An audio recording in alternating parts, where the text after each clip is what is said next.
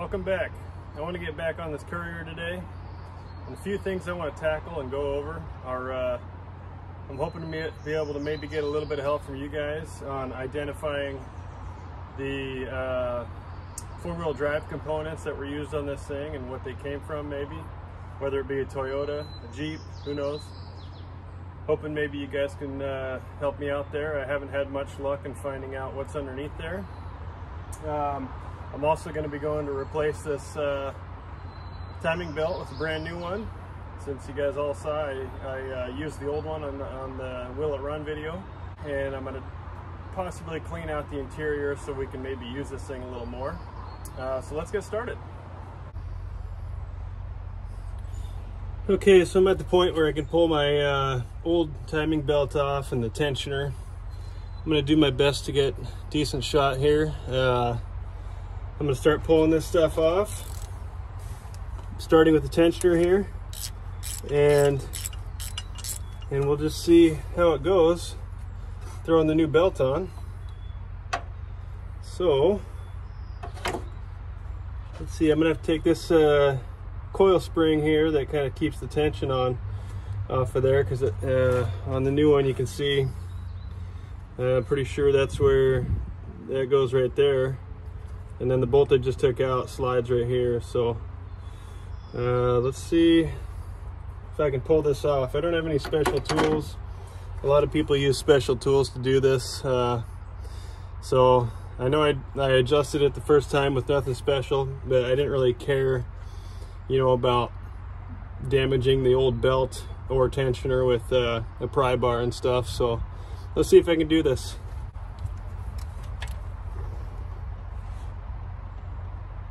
Oh man, that sucker's in there.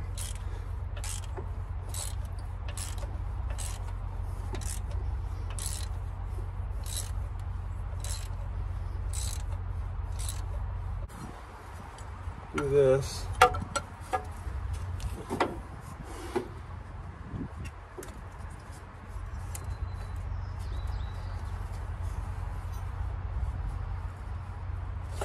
Oh yeah, that takes the tension off.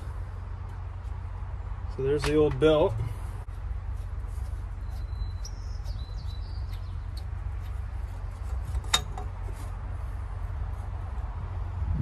And I should probably clean this up a little bit in a minute. I'm just going to go ahead and kind of make sure I swap this just how it's on here. So I'll go ahead and just throw that just like that, so I know that's going to get caught by that pin. That's going to go in just like that.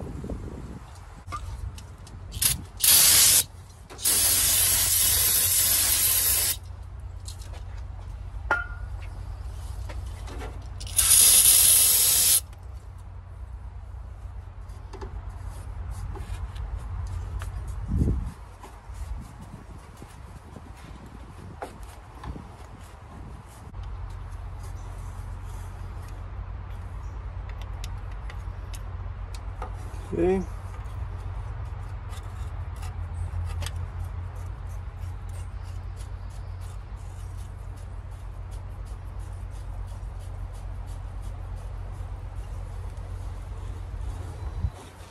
Woo-wee.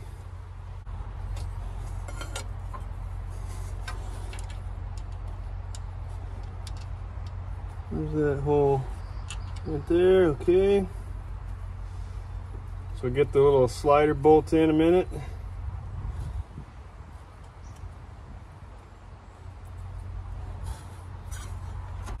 Now I'm thinking all my markings are lined up on the pulleys, and I'm thinking if I get this all the way that way and get this tensioner bolt or the slider bolt here tight all the way that way, I'll be able to get the belt on nicely, and then let this loose and it'll pop it back tight. I think that's the way that's supposed to go. So then I can basically go like that.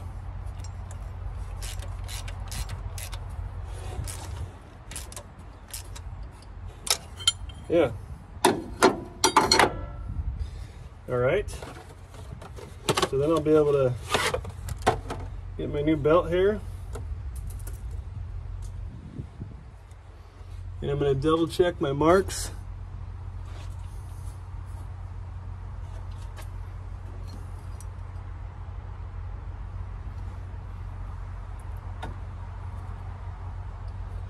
Looks like my marks are pretty spot on.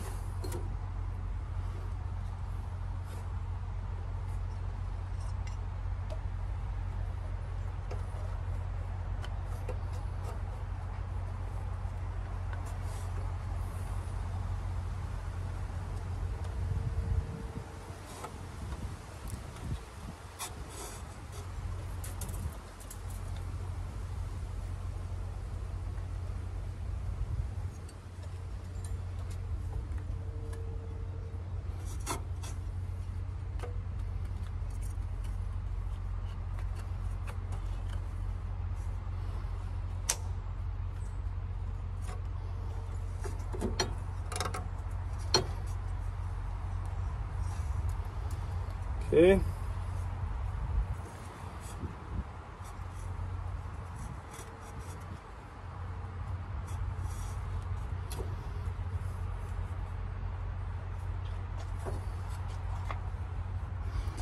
Now I'm going to let my tensioner off and see where I end up with my marks here. Let's make sure I don't need to. So there's the tensioner. Tightening up. I loosen that. Oh, it's actually still pretty loose. That's no bueno. I might have to push it that way a little. That's fine.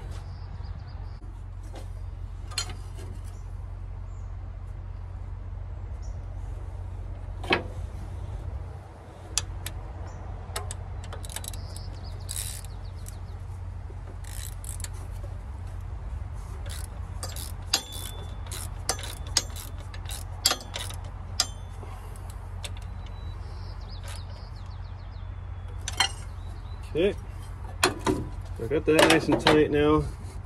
Yeah, that ain't going nowhere. Spot on the top, spot on the bottom. All right, so as you can see, we got the little mark right here, lines up with the timing tab. We got the new tensioner pulley. And on the bottom, this little triangle or whatever it is there with that tooth needs to line up with that groove right here, and it does. So we're looking good. This one here is only related to your distributor, and my distributor is right where I had top dead center set, so I left it right where it's at.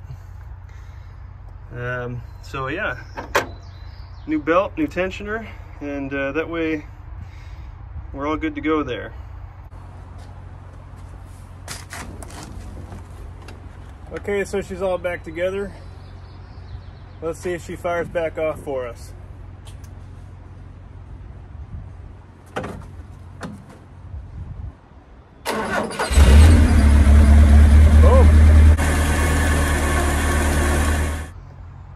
Alright, it's time to slide underneath here and show you guys what we got going on. So, I believe this four-wheel drive conversion is possibly homemade, and I'm not sure. Maybe you guys will be able to give me a little more info on this, but here's one of the spring mounts for the front. And it's just like square tubing, and then you see it's just kind of welded onto the frame there. We have this extra brace. I don't know if that's stock on these. That goes all the way underneath the transmission and transfer case. Let's see here.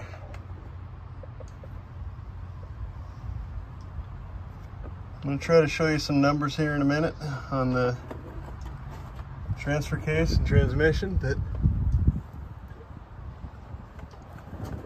up here, or in the wheel wells, you can see this shock mount. It is also made out of tubing and just flat stock or something. And then you got the brake line just kind of right there. You got the front spring mount underneath the frame here with this. See if I can get underneath there.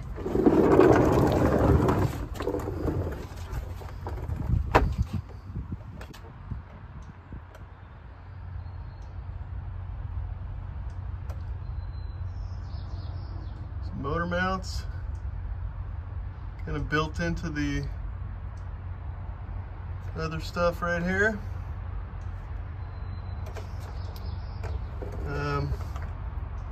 The front axle is a disc brake, and I believe there's some numbers on the bottom here.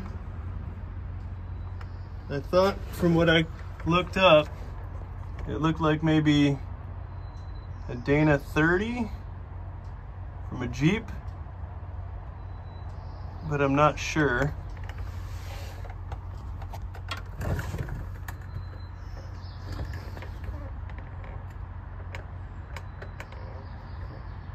Oh, sorry, I'm upside down here.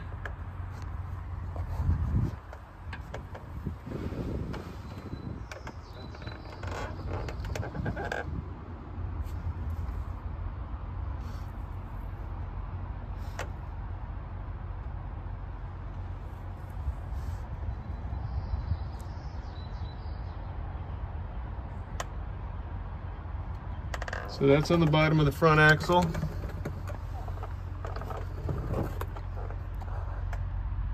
And it's the diff on the front axle here is driver's side.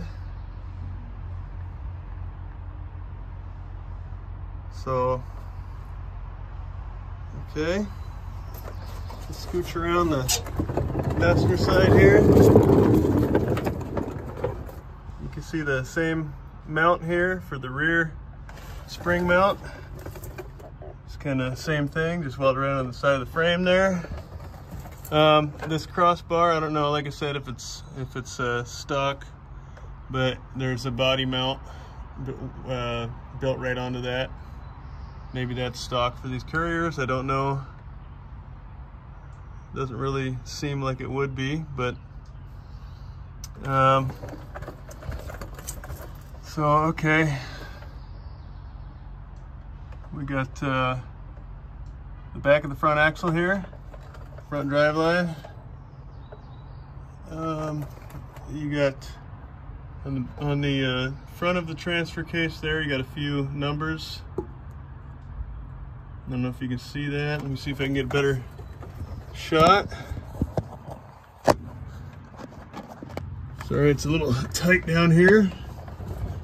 Let me just try to zoom in on that.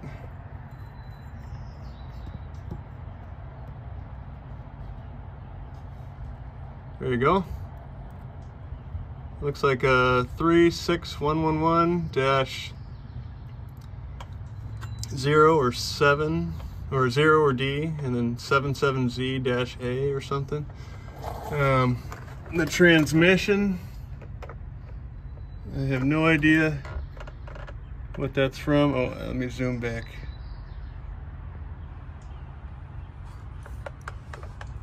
I'm gonna probably have to go on the other side for the transmission, but you get the starter right there. Bolts onto the transmission housing, transmission, and then you got this funky. I'll have to go on the other side here. Hold on one second.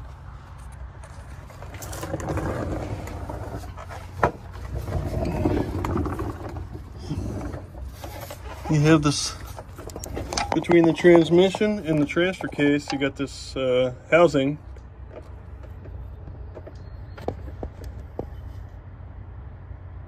right there that connects the back of the transmission to the transfer case here. Here's the back of the transfer case.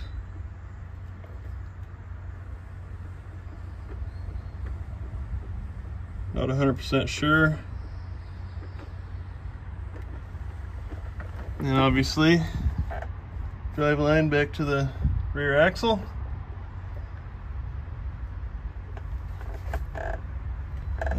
Let's see here. Anything else I can show you? Better shot of the transmission here.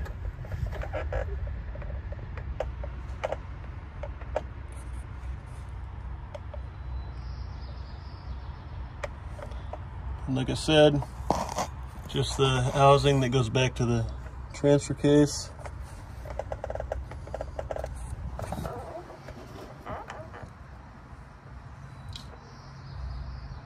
Okay, and then I'll show you the rear of the rear axle here. So there's your rear axle from the back. Now, the only thing I know is these are all 6-lug, which makes me believe it's Toyota running gear. But like I said, let me know what you guys think. Hopefully we can identify some of these items underneath there. Again, some of the brackets that are put on there for the 4-wheel drive conversion look like they were possibly homemade. But I don't know for sure. One of the comments on the last video had said that there could be something on the driver's side, like a tag or something saying who did the conversion, but I don't see anything on the over here on the pillars.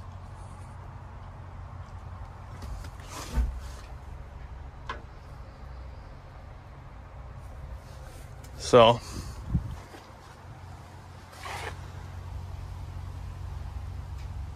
yeah, anywho's, let me know what you guys think. Hoping we can shed a little light on what's underneath this thing. Okay, so I'm gonna go ahead and clean out the interior here of the Courier. I'm not gonna bore you guys with shop vacuuming this whole thing out and wiping everything down, but I figured it'd be nice to kind of go through what's all in the cab here. It's still kind of untouched from when we brought it home, so other than that's from O'Reilly's. But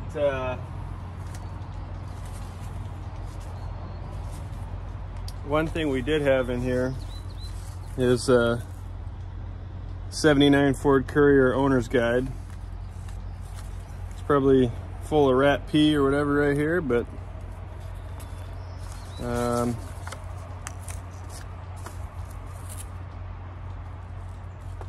stuck together. But you can see this little booklet is pretty much all there. It's pretty neat. And then we have, this one is a little bit chewed up. Some mice or rats must have used it for their nest. But it's also another little Ford Courier owner's manual type deal. I'm missing part of the cover here, that's a bummer. Let's see.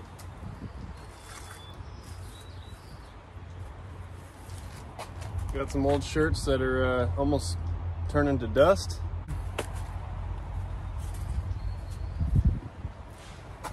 Got an old Coke can here, Coca-Cola Classic, original formula.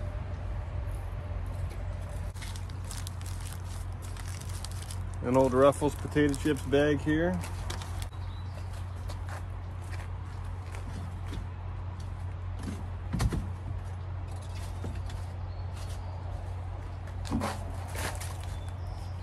Battery hold down, we might want to keep that.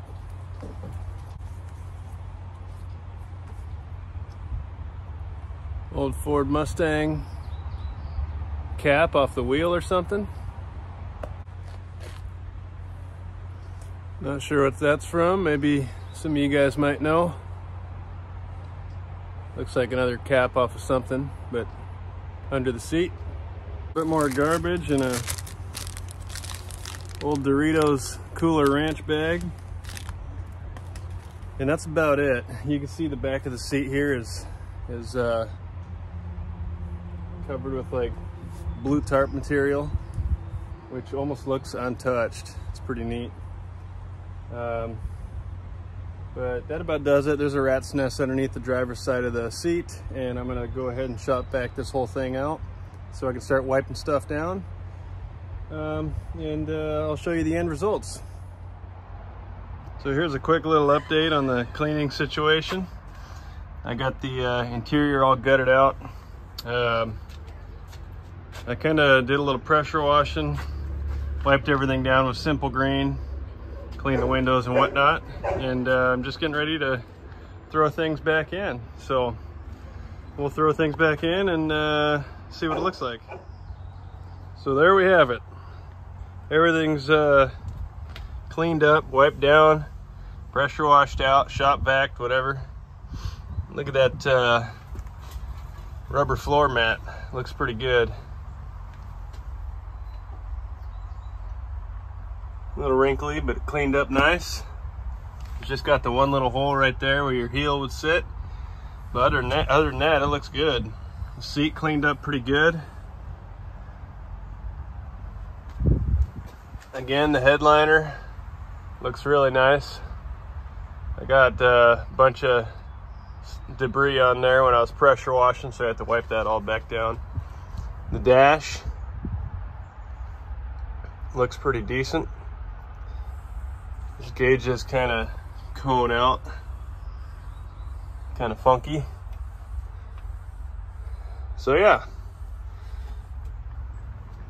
looks good. Doors are wiped down. The only thing on the one door is I'm missing that little piece right there that kind of looks like it must have got chewed on by the field mice or rats. The other door looks pretty good.